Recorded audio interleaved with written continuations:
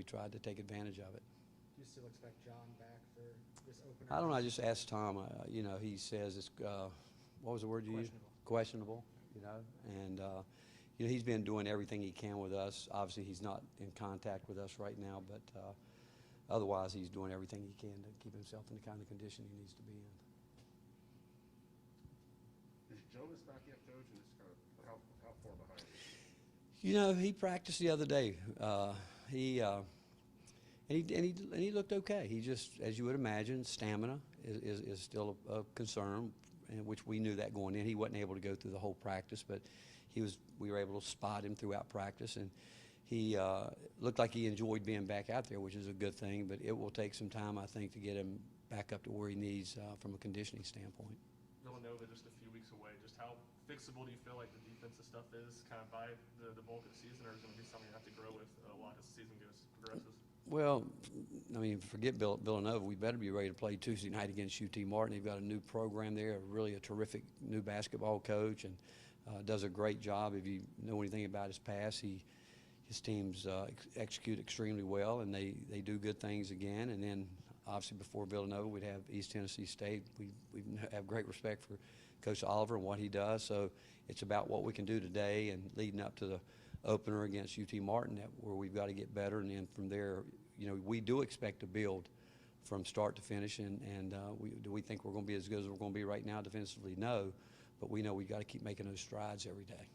You said you were surprised with some things Brandon did the other day. How has he kind of followed that game up in practices since?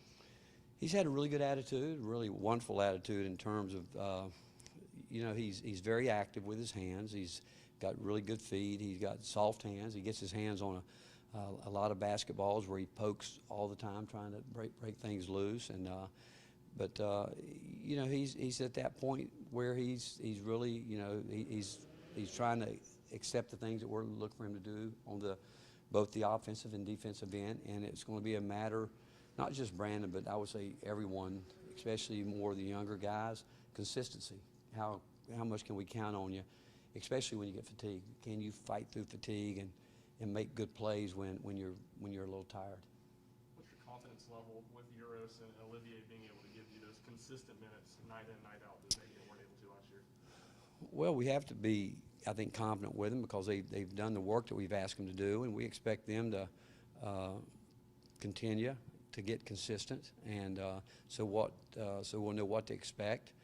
We know that defensively it's non-negotiable there. They've got to give it to us on that end first and foremost, and inside, if they will just learn to fight for their space on the floor, do the things that we ask them to do within our offense, they'll be fine there. But the biggest key for us as a coaching staff would be, can we count on them night in and night out to play defense the way we want to play it and rebound the basketball? Coach, you talked about that consistency. When you go back and look what Chandler did on Saturday night, just having one turnover in his college debut, how much confidence does that give you in his ability to run this offense? Well, we have confidence in Kennedy. I mean, he shot the ball well. He did. He shot it well the other night. Had a really couple nice plays where he fought for space to get inside the lane and drop off some passes. But do we have confidence? We do, because we have confidence in the fact that we watch he and Santiago and Zakai go at it every day. Those guys, I mean, what they do and the way they compete every day. But with Kennedy, I would say the same thing about the younger guys, is learning how to compete at the highest level and fight through fatigue when you're tired. And because to be an elite player, you got to be in elite shape. I think he's there physically. I don't think he's there mentally, and I think that's the next step for him. But no one's going to work any harder with it than he is, and but it's just a matter of him breaking through that, and how quickly that will be, we'll see. What about vocally? Do you see him as a vocal point guard on the court? He's getting better. He is. You know, he is getting better, and now he's got to learn to say what needs to be said as opposed to just talking to talk. And but the fact that he's willing to talk is a major breakthrough for any player, because I think that when players get here, in general, they don't talk a lot when they're playing. But the fact is, I think our players look to Kennedy and Santi, Zakai, those guys that have the ball in their hand most of the time to be vocal leaders. Coach, you said the other day at the quarterback club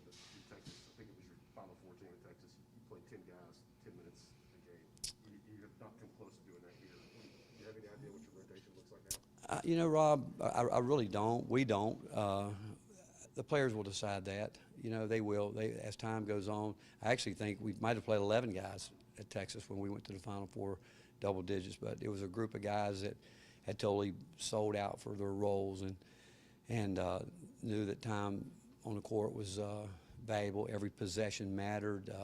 Couldn't take time off on defense, and so it was kind of a tag team match sort of mentality. And we like. There's not a guy on our team that we think that can't help us, but it's a matter of consistency. Can they truly comprehend and grasp the role we need them to play? And when they go on the floor, we know exactly what we're going to get from them.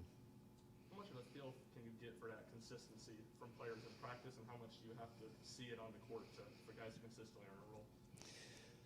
Well, practice, it starts there because I do think it's a game of habit. And so it's going to start in practice every single day. And listening is a big part of that too. And, you know, as much time as we do try to spend with our guys with every facet of our program, film study, asking them to carry it over right now to show us that they're understanding what we need.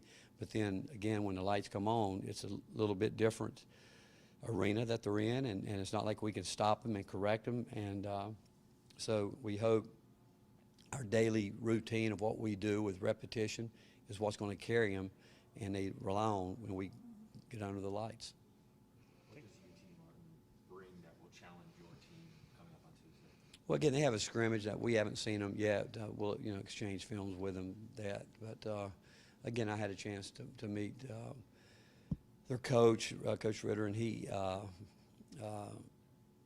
you know, he's a really a wonderful person. You know, I know Dr. Carver there, and when he went through that process, he talked about his character, which is evident once you meet him. And but Ryan was a guy that as soon as I met him, I was hearing him talk during the coaches versus cancer, and you just knew by hearing him talk that the guy, a lot of confidence, knew what he wanted to get done, and he was a coach that's going to build a great program there. And so you go back and look at what he did at Bethune-Cookman. His team's going to play hard. They're going to work really hard defensively. And so, again, once it starts for real, we know none of them are easy. Jumar, if I remember right, you guys were going to open against UT Martin last year, but that was one of the games that got canceled due to COVID. Did you want to bring that matchup back this year after not getting it last year? Did that factor in at all? You know, I don't remember if we were going to open against them last year or not, other than when the COVID hit. I think we were scrambling for games, and they were too. But, again, you know, the relationship that we have with them being in our system, and the fact that Dr. Carver is a wonderful person, a person I would call a friend, and in the way he has built that university and what he's looking for in his basketball program and his athletic department, you know, it's something that obviously if it would have worked out last year, they would have been here. But also from talking through that, we wanted to see if we could follow up with it this year.